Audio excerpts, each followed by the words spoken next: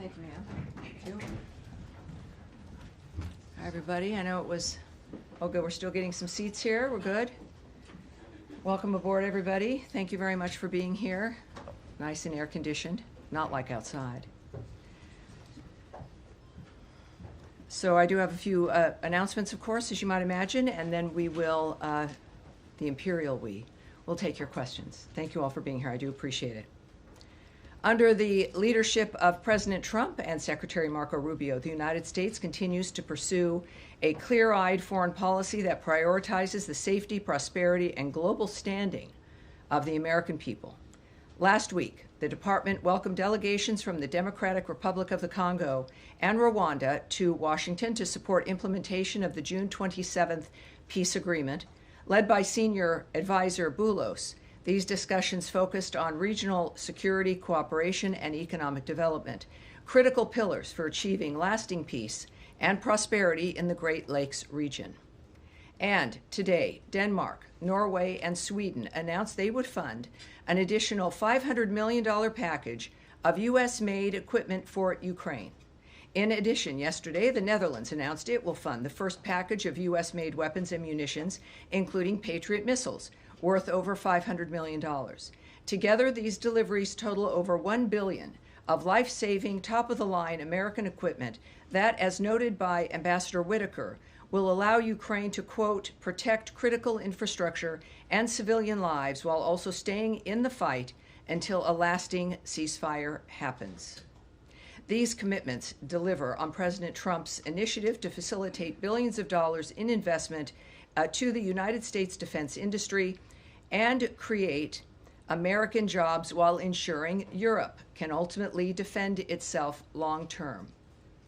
Additionally, today, the State Department published a temporary final rule in the Federal Register. I know that sounds kind of bureaucratic-like for everyone watching at home. This is to implement a visa bond pilot program under the Immigration and Nationality Act, consistent with Executive Order 14159, beginning August 20th. Nationals of Malawi and Zambia applying for B1, B2 business and tourist visas will be required to post a bond of up to $15,000. This targeted common sense measure reinforces the administration's commitment to U.S. immigration law while deterring visa overstays. Now, turning to our disaster response for the Philippines. With $250,000 in funding from the Department of State, the World Food Program is transporting family food packs to flood-affected people across central and northern Luzon, with nearly 14,000 delivered to date.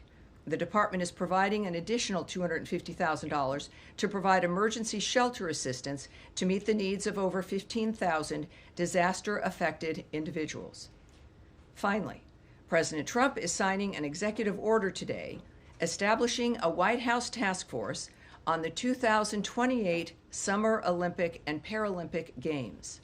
With Los Angeles set to host the World, the task force will coordinate across federal, state, and local agencies to ensure streamlined visa processes, robust security, and efficient transportation.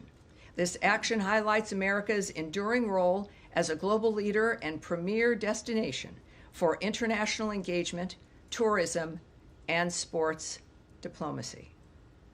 All right, so a bunch of stuff there. I am looking forward now to taking your questions. And we'll start here. Yes, ma'am. Nice to see you up here as opposed to further back. Welcome aboard. Very revolutionary. And you know, before you begin, I do want to announce everyone who is in the front row today. As we know, we have guests as well as regular attendees here in the room for our front row. First, we have Mal McIver Sheridan with Kyoto. We have Sarah Karakam with Hulk TV Turkey. Sean Fleetwood with The Federalist. Adam Credo with the Washington Free Beacon. I know your avatar on social media. Now everyone's going to be able to see your face. John Lyons, or is it John or Kamen? Kamen, welcome aboard. Kamen Gok with ABC Australia. And Jacob with The Times of Israel. Welcome aboard. Nice to see you again. Saw you this morning. All right, everyone. So now again, Sarah, let's start with you. Thank you very much. I want to start with Syria. SDF military leader Mazlum Abdi recently stated that Syria should adopt a decentralized structure where all groups have the right to self-governance. He added that a centralized system has already failed. He also said that during his meeting with U.S. Ambassador to Turkey and Special Envoy Thomas Barak, that Ms. Barak came to understand that Syria cannot be governed from a single center.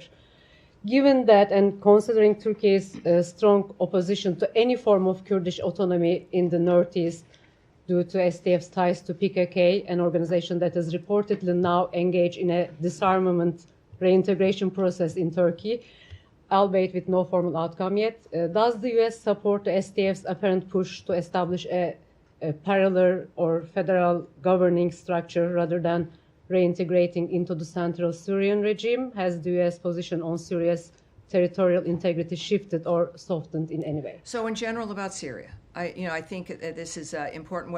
First thing I want to do is read a tweet from Ambassador Barak, our ambassador to Turkey, as well as, of course, our special envoy there in the Middle East as well, Syria and Lebanon.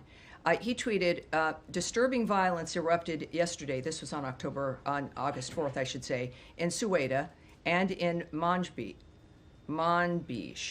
Diplomacy is the best way to stop violence and build a peaceful, lasting solution.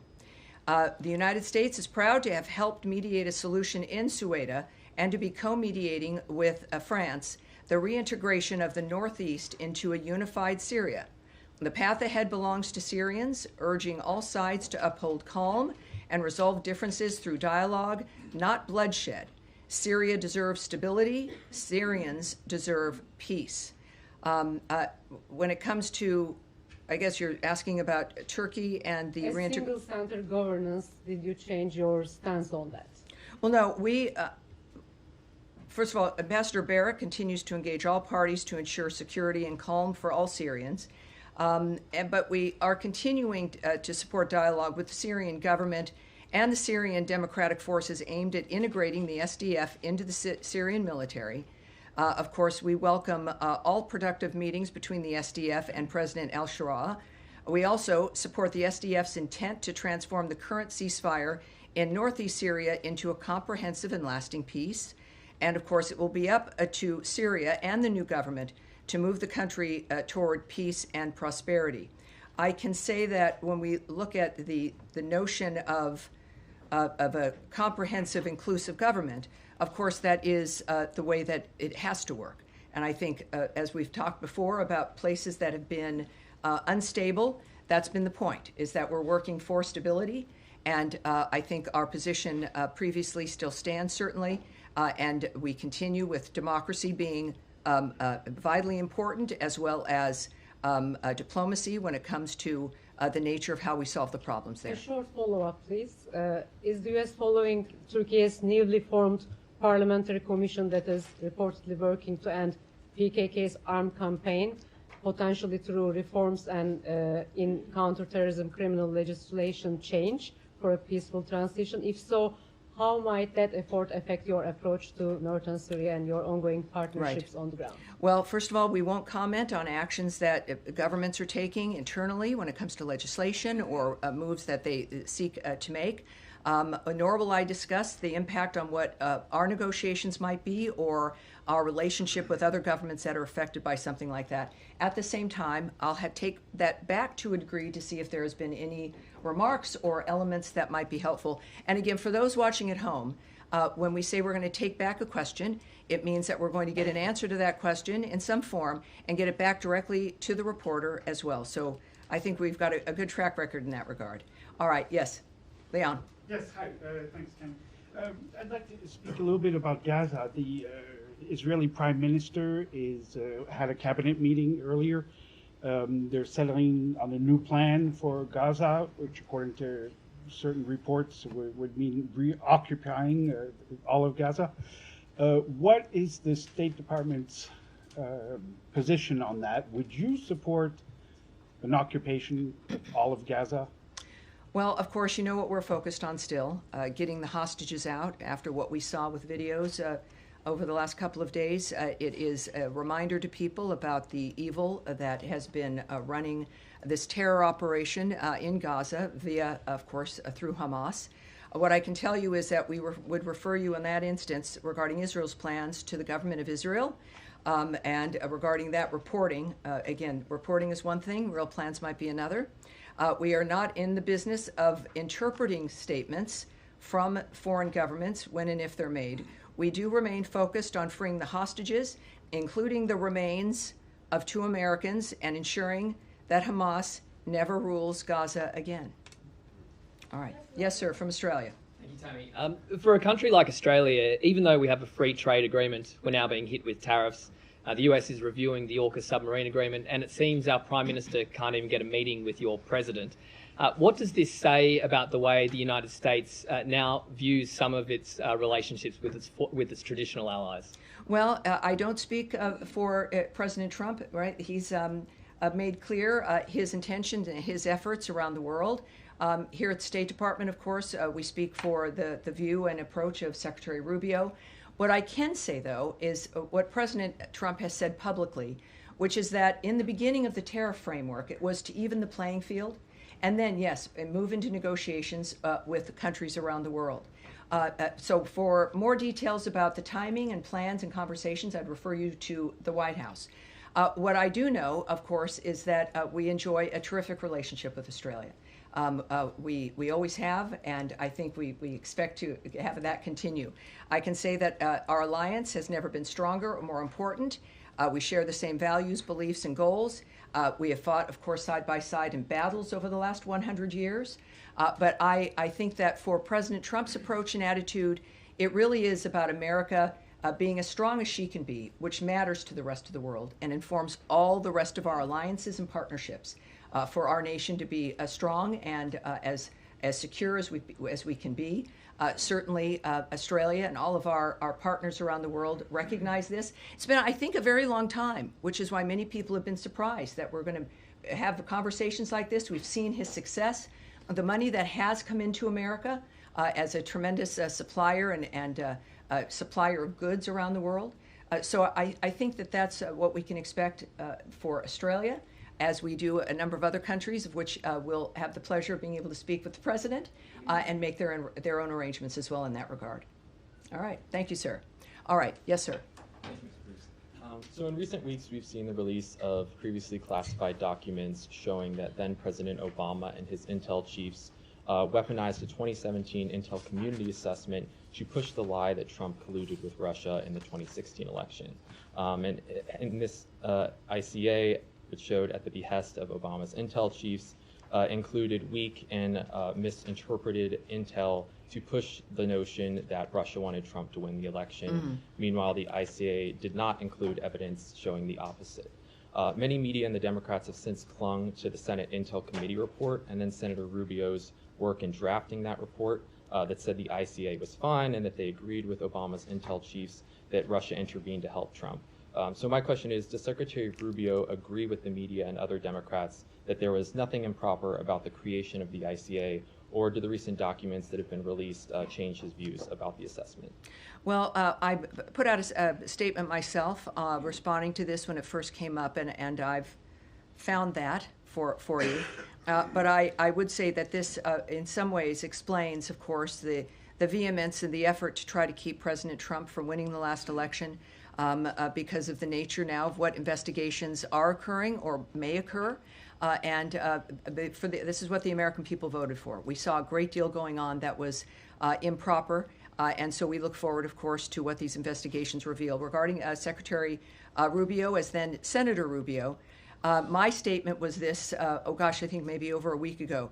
If the legacy media were at all curious about the facts of the matter, they would have found from then Senator Rubio's own statement from 2020 concurrence with DNI Gabbard's consequential findings.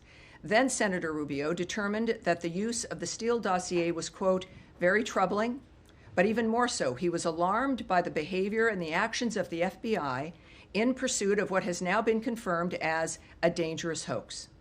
His statement revealed serious wrongdoing leading to one of the most infamous political scandals in American history. And of course, I think that at that time was appropriate. And as all of us who are here and grateful to be here and blessed to be here, we are also grateful for the American people seeing through that and putting President Trump back in office. A quick follow-up, if I Right, may. sure. So you're saying that Secretary Rubio disagrees with the assessment from Democrats and the media that the drafting of the ICA was on the up and up? Well, what I can say and what I always caution people in this room to not do is to not draw an extended conclusion about something that I presented. What I presented is what I presented. So I'm not going to expand more on that regarding what the Secretary thinks or might be considering. I won't get ahead of the Secretary in that regard, but I think it's pretty clear what his position is. Right, Daphne. Thank you so much. Just to follow up on my colleague's question on Gaza, Yes. have U.S. officials spoken with Netanyahu about this potential plan for a complete military takeover of Gaza? I won't remark on any conversations whether or not they have occurred. Okay, and then Axios is reporting that Witkoff and President Trump discussed plans for the U.S. to increase its role in providing humanitarian aid to Gaza. What will this look like, and how quickly will the U.S. act? I know Trump has mentioned food centers. Where does that stand now?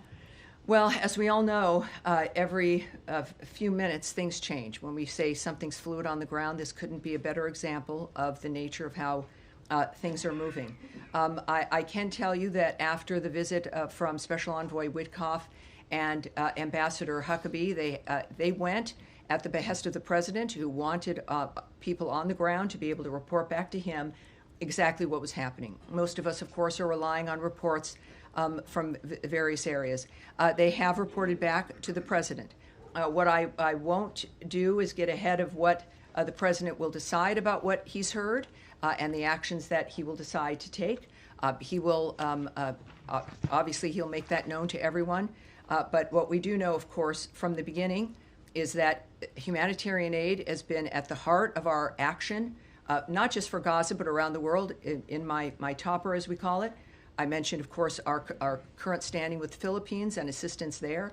But we do know, of course, just as a reminder for people who might not know, Special Envoy Witkoff spent over 5 hours inside Gaza this last weekend to assess the situation and to begin planning the best way to deliver urgent food and medical care to Gaza. And while we don't have anything to announce at this point, obviously it's rather early regarding the end result of that, that still remains our priority. All right. Yes, sir. Thank you. Also on Gaza, Yes. the Free Beacon reported last night about mounting concerns about the Red Cross and its failure to assess the Israeli hostages that are still being held there, especially after Hamas's latest videos came out. Folks I spoke to said to me that are actually looking at reassessing the U.S. relationship with the Red Cross because of this. So I wanted to ask you, one, about that. Is that an option with Congress to reassess the Red Cross's position over there? And two, what's your assessment of their job they've been doing in terms of accessing the Israeli hostages and providing them what appears to be much needed medical care? Well, I won't speak about the Red Cross or Israel's reaction to that. There's certainly many moving parts. We know that that is part of the nature of what Hamas tends to do. I believe that there were some requirements for them to allow that, but I won't get into those particular details. Obviously, though, with what we've seen with those videos, I've referred to Hamas as monsters in this room. They are clearly a terrorist group.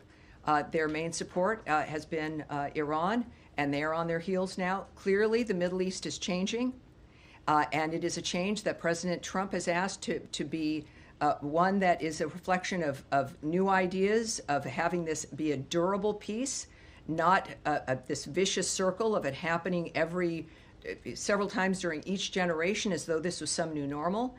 We reject that. It is clear that the time is now to make the difference it is about, of course, the Israeli people. But the nationalities involved in October 7th, the way that this affects the world as they continue to contribute to try to make a difference, it's a world we all deserve better. So at this point, I would say that when it comes to what Israel's planning, we will have to wait and see. And again, what the decisions that President Trump will announce when it comes to what the way is forward will, based on his pattern, will come up very quickly, perhaps sooner than most of us can imagine. But there is, on the hostages, what we saw, it is an astoundingly evil reminder of who they are in the midst of the conversation around the world. For them to feel comfortable then putting on full display their barbarity and their inhumanity tells you that they seem to feel pretty comfortable at the moment. All of us, the world was appalled. I mean, there's just no other way to describe it. But our leadership clearly is involved in looking to the future, and that is one that the Gazan people deserve and that everyone in the world deserves. Andrea Mitchell. Thank you so much, Jenny. I wanted to ask you what the State Department or Secretary Rubio's position is on what to do with warehoused excess food from USAID, some of which has not spoiled, biscuits in Dubai, peanut paste, and whether that should be distributed. It's all been paid for by the taxpayers. So is there a view toward whether it should be incinerated or distributed or some combination? Is there a plan afoot? Well, there's many moving parts, I can say. There is a dynamic involving various different considerations regarding expired food, regarding our Mexico City policy when it comes to certain items as well. And food, we discussed this before, but it's worth repeating. We have food that is purchased, meant to be distributed to specific locations. And then there is food in various locations around the world that is for global emergencies, that sits. And it's food that is meant not to be moved. It's food to be there if there is an emergency where people have to be fed in a quick way with food that is sustainable and and that can be maintained for an extended period of time. But that is food. It's all right. That's the electronic world. It's food that is meant to not be moved. But then there's food, of course, that is there, that is stored in certain places, that is meant for a location. And that moves out and it gets distributed where it should be. But if food is spoiled, it will be destroyed. We are not going to distribute food that is expired. If there is food that is meant for emergencies that has expired, we'll deal with that also accordingly. Is there any circumstance under which the State Department would countenance destroying unspoiled food for some reason? Well, I again don't know of all the circumstances. I can say that there could be a reason of all the things that exist around the world, whether it is the inability for us to move it, a refusal of a government to allow us access or to move it to another country. I can't speak. There are many, many different fronts about why certain decisions are made. What I can tell you is what I've watched over the last 6 months are people who've been here for years, sometimes decades. I see you, sir. Keep your hand down. Thank you very much. Of people who've worked here on these issues for a very long time, others of us who are new because of the election. And the focus has been on how can we make these things work? How can we save enough of whatever the issue is?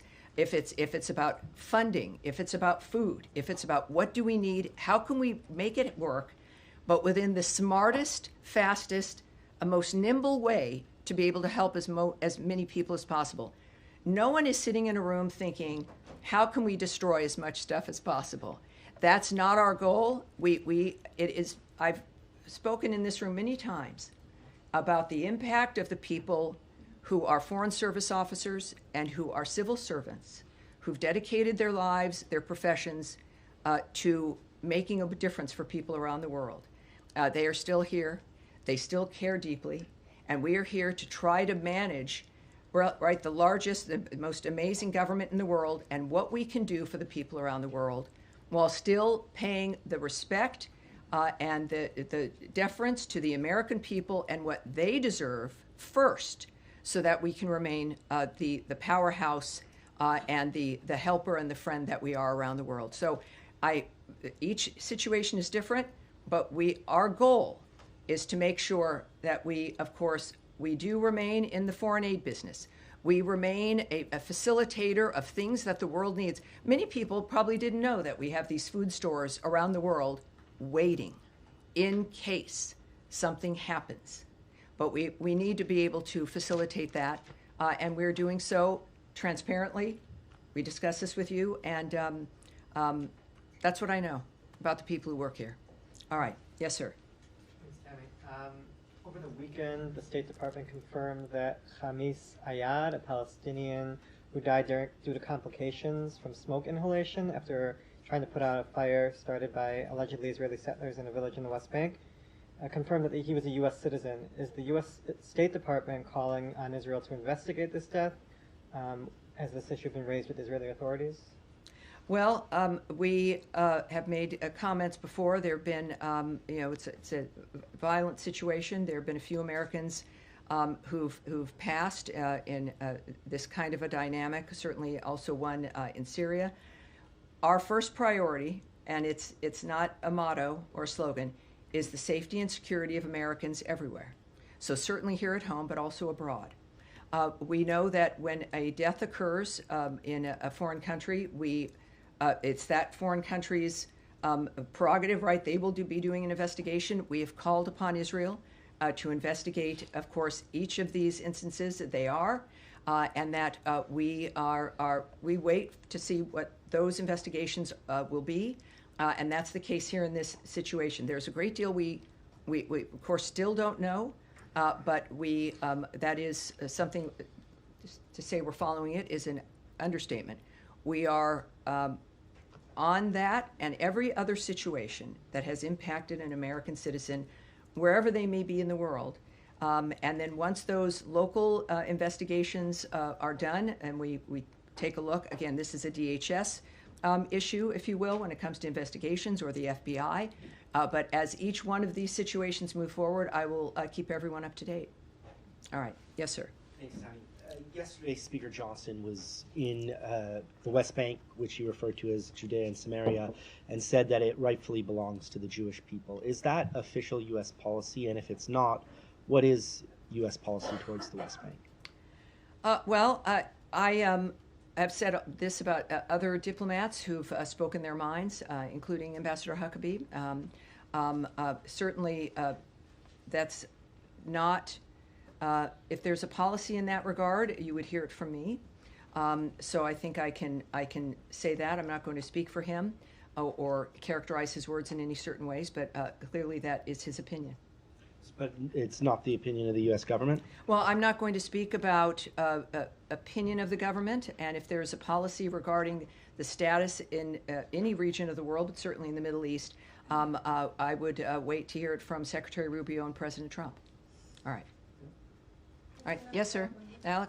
I want to move to Special Envoy Witkoff's upcoming trip, Nadia, please, go ahead. Special Envoy Witkoff's upcoming trip to Russia.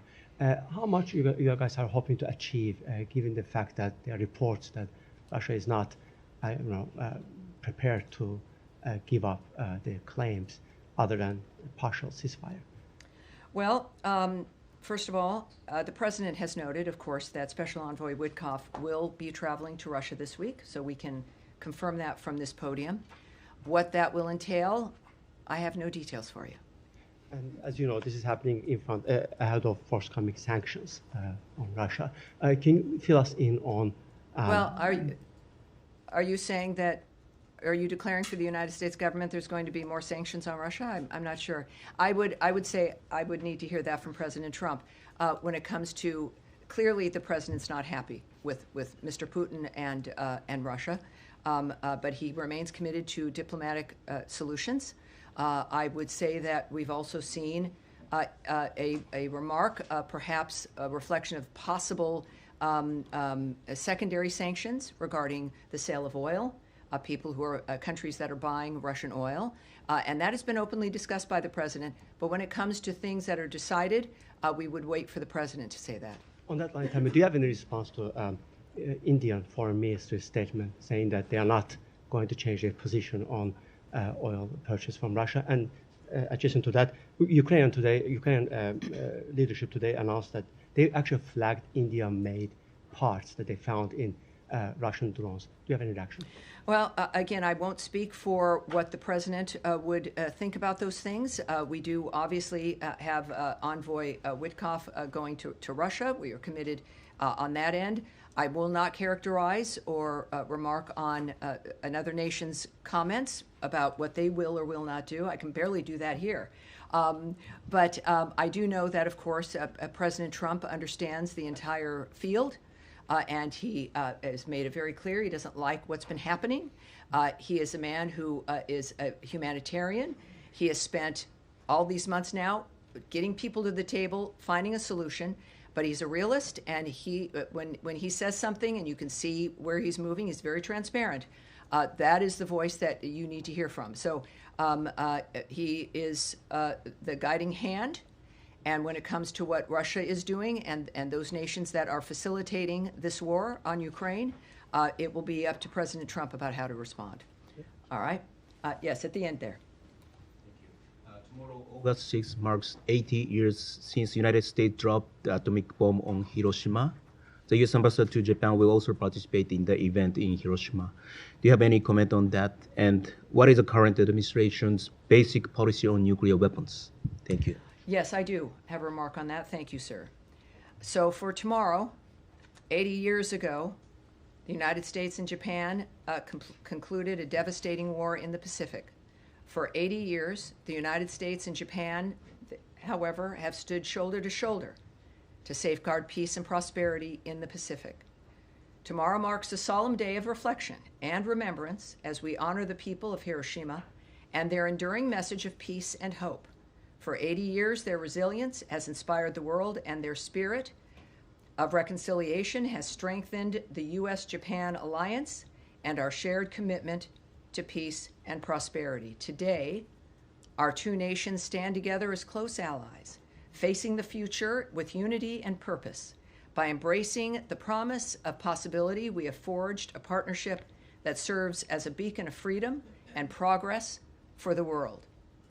It is, if I may just add, that it is a perfect example of the nature of what can be accomplished with two nations when we work together, and the nature of friendship, the beauty of Japan, and the fact that we can stand here 80 years later and speak to that. I appreciate. Thanks for being here, sir. Yes, Thank Mike. you, Tammy. On Gaza Humanitarian Foundation, Special Envoy Witkoff at his tour inspection of GHF sites last week.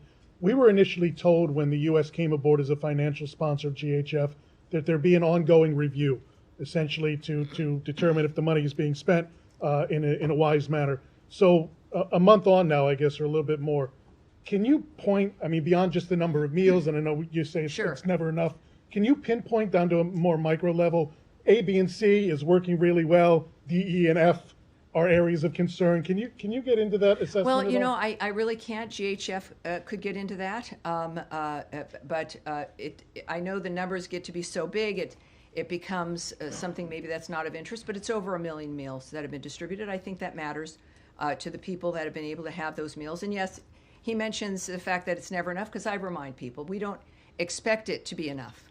And that's why we work to change the situation. I can refer you, though, also, again, to Special Envoy Witkoff's approach and his attitude, is that the visit was to make that determination about what else needed to happen in a framework that could be enough. And I've noted, of course, the only enough would be in an arena that was not a war zone, and where you could actually build and facilitate something that could serve the people of that region. Very quickly, President Trump remarked on Sunday evening he wasn't sure if Ambassador Waltz would be a member of the cabinet as the eventual UN ambassador, which was a change because Elise Stefanik was supposed to be. Secretary Rubio have a position as to whether he wants the UN ambassador to be in the cabinet? Well, I love when you ask me the questions that you know I can't answer. So I'm not going to speak to what the president is thinking or considering regarding the cabinet or what other elements might be involved.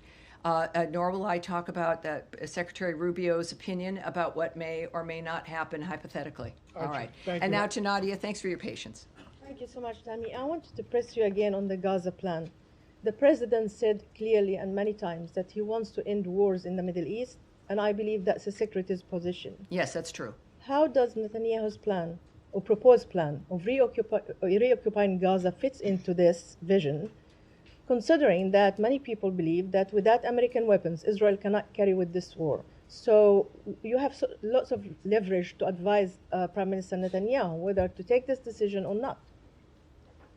Well, you know, what I do love is when you're in the Oval Office and you're able to ask President Trump a direct question, which you've been able to do, and it's been very impressive. That is a question for the president. I would say, though, that I'm, again, thrilled to be here with his leadership, in that we've seen him display what his commitment has been, which is to stop the suffering, end the carnage, bring peace for the who wouldn't if you had the wherewithal to do it. Of course, that's what we're doing. I certainly won't speak to what Israel's plans are. There's been many reports. I'm not going to speak to news reports or what another government is planning or not planning. What I do know is that this government, the Trump administration, is focused on this. It's clear. This is what they intend to do. He wants this to end. He said that from the beginning, that the actions that we would take, it wouldn't be about months or years, about meeting to have meetings, and that there's resolutions. As a businessman, you've got to have a point where something is developed and produced and done. So I would say that considering we know that the Secretary Rubio, of course, working very closely, and also as the acting NSA with the president in the White House, that we have, I would argue, the best minds in the world dealing with and deciding how to implement this notion that war-torn ravaging and suffering should never be someone's normal. That's what we will see from President Trump, Secretary Rubio, and this entire government as a whole. But we certainly won't comment on hypotheticals or speculating on what that might mean. The good news is you'll hear it right from them in a variety of different formats. And that it's an exciting time to watch this. It's heartbreaking most of the time. It's exciting and hopeful part of the time. And I think we're going to get there. And Ambassador Huckabee, how do we know that he's speaking his mind as an opinion and when he talks about U.S. policy? Because he reports to the secretary. So as a reporter, how do I know if he's just expressing his opinion about the settlement being part of Israel and when actually this is a policy, if the president or the secretary did not articulate that? So we're getting into a little bit of a conspiracy dynamic here. It's not really. But here's why there's this podium. We have a very particular structure, that the president speaks on the tarmacs. He has gaggles. Caroline Leavitt speaks for the approach of the president in the White House. I am here speaking regarding the approach as the voice of the State Department, regarding what our plans are. I obviously can't say everything to you. That's very apparent. But I endeavor to say as much as I can to give you details. There is no one in the world who is randomly going to be speaking about policy that is not evident, that you have not heard from, or is a policy of the State Department or the White House that is not either evident to you, has been said, has been put in a paper, a release, an op-ed, a readout. I would urge you to focus on the centers that have been created to offer what the policy of the State Department or of the White House, this government is. It's very obvious, and yet, of course, people will speak their mind. I would ask you to take everyone's comments as in that kind of situation as their opinion and speaking their mind. And it's why we love the diplomats of this country. We have some very smart, caring, passionate people. And he's one of them, and I adore him.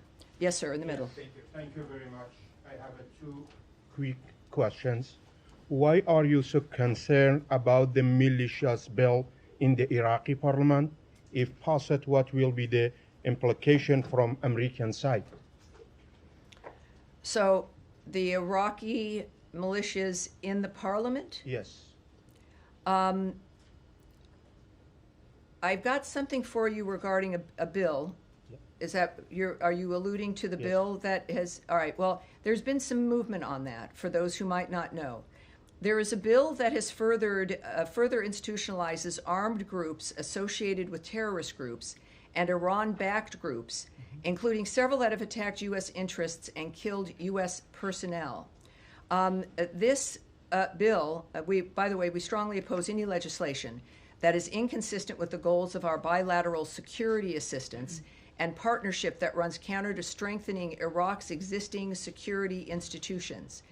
We support genuine Iraqi sovereignty, not legislation that turns Iraq into an Iranian satellite state. So, you know, that's our opinion regarding the bill. We also, can I say that, I think that's as much as I can say in that regard. That's as much as I can say today, but I'll be back with you Thursday and we'll likely try to have as much more as I possibly can. Second question, this week we remember the Yazidis who were targeted for genocide by ISIS terrorists 11 years ago. 1,000 lost their lives, at least 3,000 remain missing. How important do you think it is for all refugees to be able to return home to Sinjar? As you know, Sinjar is now under the control of the militias. It feels, you know, people will remember that. It feels like it was a million years ago, but it was a horrible dynamic that transpired as we watched these Yazidis targeted by ISIS. That time when ISIS was just a cancer running around the world effectively, certainly through the Middle East, destroying people's lives. We were told that it would take 30 years to get rid of ISIS, that Muslims would be upset, as though Muslims like what's going on with this. They don't. This is not an issue. This was a horrible terrorist group. Of course, President Trump got into office and was not afraid of the nature of that. It would take forever. And he wiped them out in about 18 months. And we forget, you know, we move on. There have been other horrible things that have happened. But we did that. And part of that massacre, part of that genocidal action throughout the Middle East, certainly at least, by ISIS, targeted the Yazidis. So, yes, this was 11 years ago. Thousands lost their lives. 2,700 remain missing, never found. And what I can say is this. It is important that survivors receive support as they pursue justice. Security and stability in Sinjar are key for the safe and voluntary and dignified return of the Yazidi community. Yazidis deserve the opportunity to rebuild their lives and homeland. So that's what we'll say there. Thank All right. you very much. Thank All right. you. Is it? All right. So, go ahead. Nice to see you. Nice to see you. Just to clarify on the question about GHF, did Special Envoy Witkoff come away favorably impressed with what he saw of its operations last week? Well, his statement, which I read at the beginning here, spoke to the fact that we're going to be continuing to look to how best to get humanitarian aid and to further our goal for the humanitarian aid. I have nothing further to say regarding his assessment of GHF or what that additional work or expansion might look like. Okay. And on his portfolio in Russia, there are reports that the Russians are proposing a limited air truce, a cessation of drone and missile activity. Would that be satisfactory to the U.S. in order to forestall sanctions? Well, you know, I can't say anything about either one of those questions. First of all, I won't comment on or speculate on what a diplomatic choice would be regarding what's offered or what's not offered. I don't know that. Nor would I suggest that I would know what President Trump would find suitable. And that's who this decision rests with. Okay. And on the purchases of oil, I think both India and China have indicated that they fully intend to continue purchasing Russian oil, whether or not U.S. sanctions are imposed. Is the U.S. seeking additional leverage in order to change Russian behavior, or what other levers is it going to reach? Well, we know there's, of course, there's sanctions. There's what's known as secondary sanctions, which is what we're talking about now, sanctioning a country or a company or others that might be doing business with a country that we have sanctioned in this instance. I we know that President Trump, as we all know, has many tools in his tool chest. This is one of them. He has invested a great deal and will continue to, regarding the wars and the conflicts around the world to stop them. And as a businessman, he likes to use, understandably, the tools that can make a difference with countries. We usually, of course, that is about economy, the economics of what's happening. And that's a very specific approach. It's something every country can understand. It's a role that America can play. And certainly at the direction of President Trump, it makes a huge difference in what certain countries feel. Whether that's enough for him, what else he might do, I won't get ahead of him or speculate. All right. Yes, sir? Excuse me, on Iran. The Iranian government has established a Supreme National Defense Council. How does the U.S. see this? Does this show that the Iranians are getting ready for further escalation? And are there chances of future talks between Iran and the U.S.? Well, we are aware of the reports that they've set up this new defense council following, of course, the 12-day war, the Iran-Israel conflict. And I have no further comment for you. Except maybe that. Yes. Yes, sir. Next to you. Yes. I was wondering if you have any update on the case of Saif al-Muslit, who was a Palestinian American, was killed a few weeks ago, last month to be exact. And Ambassador Huckabee said that he called on Israel to aggressively investigate the murder. If you have an update on that, and if not, you can get back to me anytime. But also, are there like any kind of communication between the U.S. government and the Israeli governments on stopping this from keep happening? Because apparently there is a pattern. Well, I don't have anything new for you, but the initial posture is strong and remains, which is our expecting to see an investigation that comes with results. And of course, we are constantly engaged with Israel. I can't speak to exactly what those conversations are or on what topics, but it's been obviously made very clear that we expect some information and a resolution to the nature of what occurred. And obviously, when we learn that, we will take further action. So I can't give you the details in this regard. I can tell you it should be a given that any place, and we've demonstrated this throughout the administration, throughout certainly Secretary Rubio's remarks and his actions, as well as President Trump's, that we are trying to stop conflicts. We are committed to ending carnage and death and destruction around the world for everyone, but certainly this is from a president whose America First policy recognizes the value and the importance of this country in increasing the value and importance of every other nation around the world. But that is, in our unique position as Americans in this country, reliant on the United States of America being as strong and as capable as possible, because the world has seen our nature, and that is to stop wars, deter them, try to have ceasefires, have peace around the world. And his commitment domestically, as you've seen, and a whole of government effort, not just around the world, but here at home, to make sure that Americans are safe everywhere, including at our border, in American cities and towns, in large urban areas, that Americans here in the United States, we deserve a better life. That is why President Trump was elected. It is what Americans voted for. But we also expect for Americans to feel that wherever they are in the world.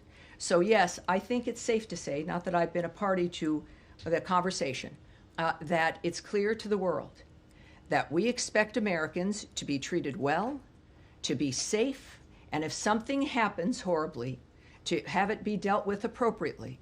That is, I think, the bottom line when it comes to when we say here at the State Department, the safety and security of Americans everywhere is our top priority.